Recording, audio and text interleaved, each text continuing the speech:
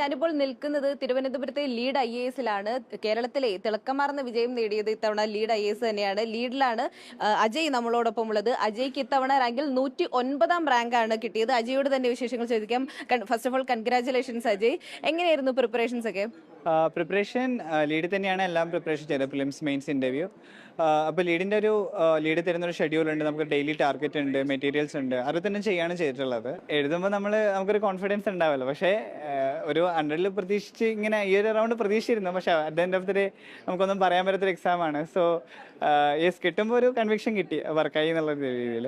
അപ്പോൾ എന്നെ ആൽബർട്ടായിട്ടാണ് ആദ്യം വിളിക്കുന്നത്, KS 3rd റാങ്ക് ഹോൾഡർ ആയിട്ടുള്ള. ഞങ്ങളൊരു സ്റ്റഡി കോഴ്സസിലുള്ള. അപ്പോൾ പിന്നെ പെട്ടെന്ന് എൻ്റെ കൂടെ എൻ്റെ ഫ്രണ്ട് ഉണ്ടായിരുന്നു ആനന്ദ് നോക്കി. അപ്പോൾ നോക്കുമ്പോൾ 109 കണ്ടു. അപ്പോൾ അത് ഭയങ്കര ഹാപ്പി ആയിരുന്നു ആ മൊമെന്റ്.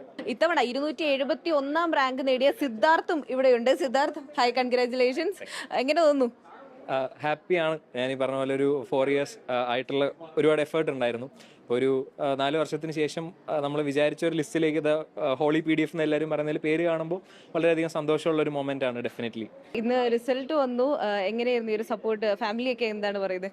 എല്ലാവരും ഹാപ്പിയാണ്. ഞാൻ ഇതുവരെ അവരെ കണ്ടിട്ടില്ല. ഞാൻ റിസൾട്ട് വന്നു നേരെ ഇങ്ങോട്ടേക്കാണ് വന്നത്. കാരണം ഇവിടെ ഈ ഒരു എക്കോസിസ്റ്റമാണ് കൂടുതൽ സപ്പോർട്ട് ചെയ്തിട്ടുള്ളത്. എപ്പോഴും എൻ്റെ ഫാമിലി ആണെങ്കിലും അറിയാം. കാരണം ഞാൻ വീട്ടിൽ കയറുന്ന രാത്രി 2 മണി വരെയാണ്. അതുവരെ ഇവിടെയും റീഡിംഗ് റൂമും ഒക്കെ ആയിട്ട് തന്നെയാണ് കഴിഞ്ഞൊരു 1 വർഷത്തെ ജേണി. അതുകൊണ്ട് ആദ്യമേ നേരെ ഇങ്ങോട്ടേക്കാണ് വന്നത്. ഇനി വേണം വീട്ടിൽ പോയി അവരുടെ ഒരു റെസ്പോൺസ് കൂടെ എടുക്കാനായിട്ട്.